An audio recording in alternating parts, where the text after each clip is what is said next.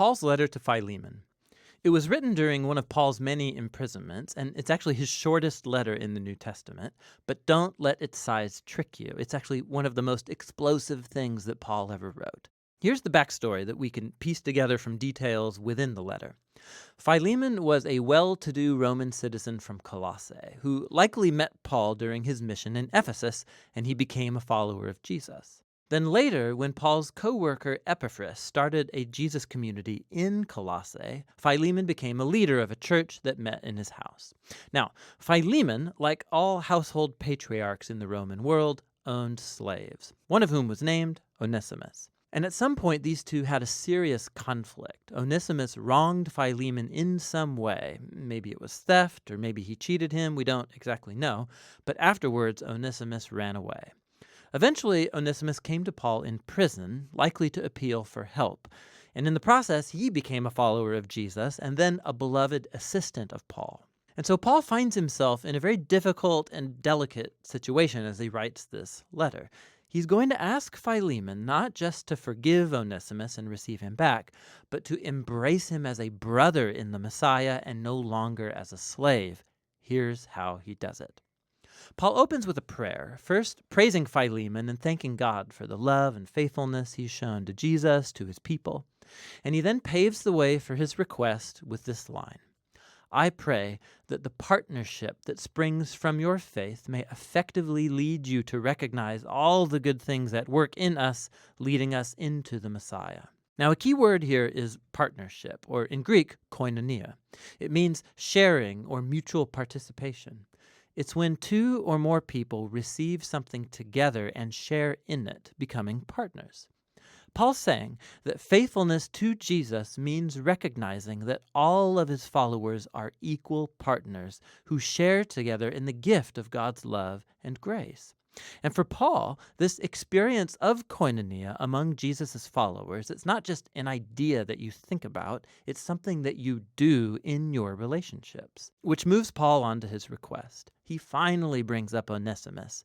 He says that he's become Paul's child in prison, meaning that Paul led Onesimus to dedicate his life and allegiance to Jesus, and so Paul and Onesimus are now family members in the Messiah. He's been serving Paul faithfully in prison, and even though Paul wants to keep him around, he knows that this unresolved conflict with Philemon has to be reconciled if they say that they're followers of Jesus. Which moves Paul on to his bold request, that Philemon receive Onesimus back, no longer as a slave, but as more than a slave, as a beloved brother in the Lord. Now, this is a really tall order.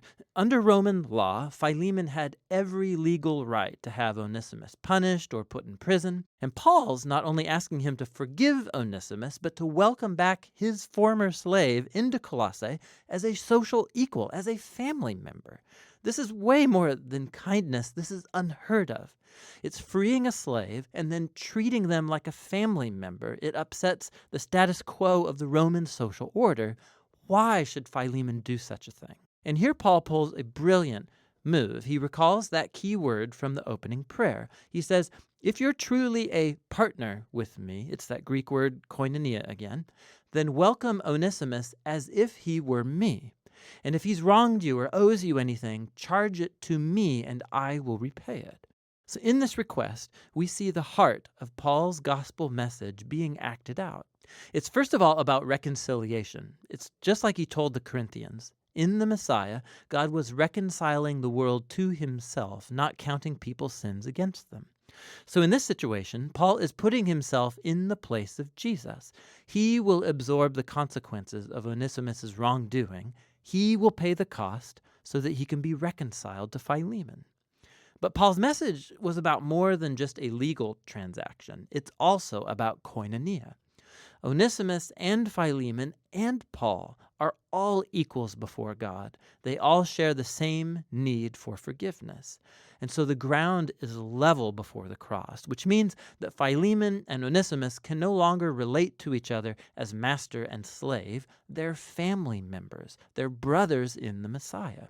Or as Paul told Philemon and the whole church of Colossae, in God's new family, people are not Greek or Jewish or circumcised or uncircumcised or foreigners or uncivilized or slave or free. but the Messiah is all and is in all people. Paul closes the letter stating his confidence that Philemon will do even more than Paul's requested, and he asks him to prepare a guest room because he wants to visit as soon as he gets out of prison. And then with some final greetings, Paul ends the letter. Paul's letter to Philemon is powerful for many reasons. It's the only letter where Paul doesn't explicitly mention Jesus' death or resurrection, and this is not an oversight. He doesn't need to explain the cross with words because he's demonstrating it through his actions. Paul's embodying here the meaning of the cross. He has made himself the place through which Onesimus and Philemon are reconciled to God and then to each other. This letter also shows us that the implications of the good news about Jesus, they are extremely personal and never private. The fact that Philemon and Onesimus are now brothers in the Messiah, it makes their master-slave relationship totally irrelevant. The family of Jesus' people is the place where all are equal recipients of God's grace. It's a new kind of society, or a new humanity, as he called it in the letter to the Colossians, where people's value and social status, it's not defined by race or gender or social or economic class. In the Messiah, there are simply new humans who are equal partners, who share together in God's healing mercy through Jesus. And that's what Paul's letter to Philemon is all about.